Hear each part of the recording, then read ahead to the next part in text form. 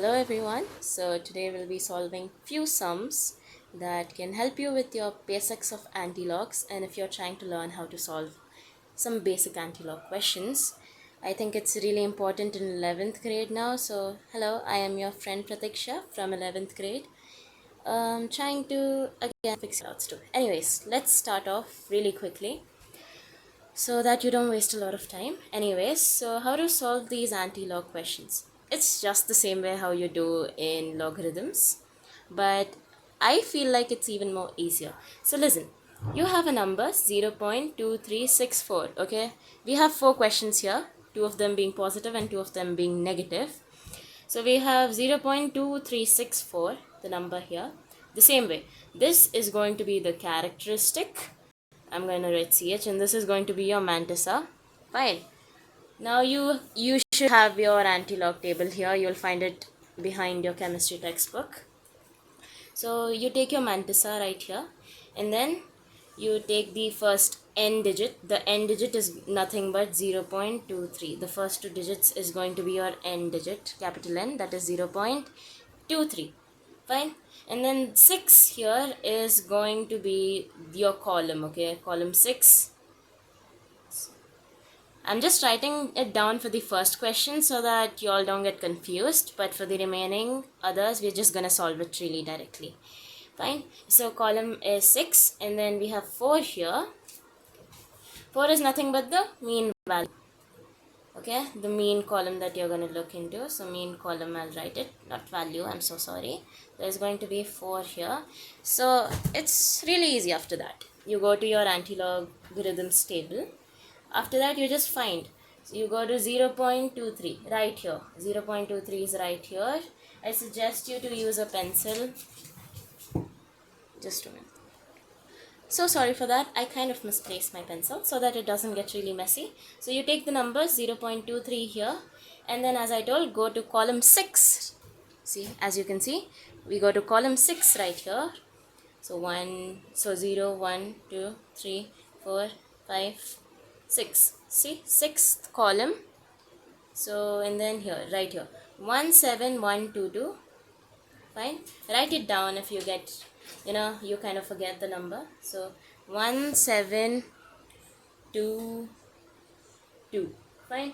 1722. I suggest you to also keep a book and keep doing along with me. So 1722, and then we go for the mean value. So the mean column is 4 here. So we go to the 4th right here. So that is 2, and then you just add it here. So it becomes 17 plus 2, so it becomes 1724. So now that you have 1724, fine. Now you take the characteristic. So here, what happens is, when your characteristic is n, fine, n, small n, stands for any number. So we have 0 as any number here. So what you do is, the decimal point will always come after the characteristic plus 1. So the decimal number here becomes n plus 1. N is basically 0 here. So 0 plus 1, that is 1. So your decimal number will always come after 1. So it becomes 1.724. For example, if this number right here, your any number, okay, your small n would be 2. Okay, so your characteristic becomes 2. If your characteristic was 2, fine, then your what happens is, in your antilog, so this becomes 2 plus 3, and then it comes after 3 digits. So the number would be 172.4. But that's not the case. So we have our characteristic as 0. So again, 0 plus 1 just after 1 digit. So it's point here. I hope you got that one. I would like you to try this. You can pause the video and try this. And then for the people who still didn't get it, this is another question. Sorry, not this one. This one. This one is the positive one. Let's do this one really quickly. I'll just write down all the values so that I find the answer really quickly. Till then, y'all just pause the video and solve it. So I wrote them down really quickly. So again, for the people who still didn't get it, it's really fine. It's okay. You see, n, okay? This is n that I'm talking about. Go to 0.42, right here, 0.42. Okay, let's use a pencil. 0.42. After that, we go to column number 1. This is 0, this is 1. Yes. So we have 2636 right here. That is the value that you get for now. So just write it down, 2636, and then you go to mean column 6 right here, 4, right? Then you just add 4, so it becomes 26. Yes, it becomes 2640. Okay, so 2640, you get the value. And after that, what you do is, as I told, you take your small n, that is any number, plus 1. So we have 1 plus 1 here, 2. So the decimal place will go after 2 digits here. So 26.40 becomes your antilog. Okay, 26.40 is your antilog. Now, what if this was 2? Then it would become 2 plus 1, 3. So it would become 264.0. But we found the answer for this. If your answer is 26.40, you've done a great job learning about antilogs till now. Now let's go for the negative numbers. So about negative numbers now, let me tell you, it's really simple. It's the same way.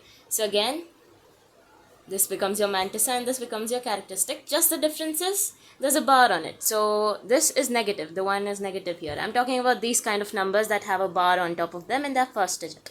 Fine. Now we have 4, 3, 5, 6. Again, what you do is you take the n value, that is 0.43.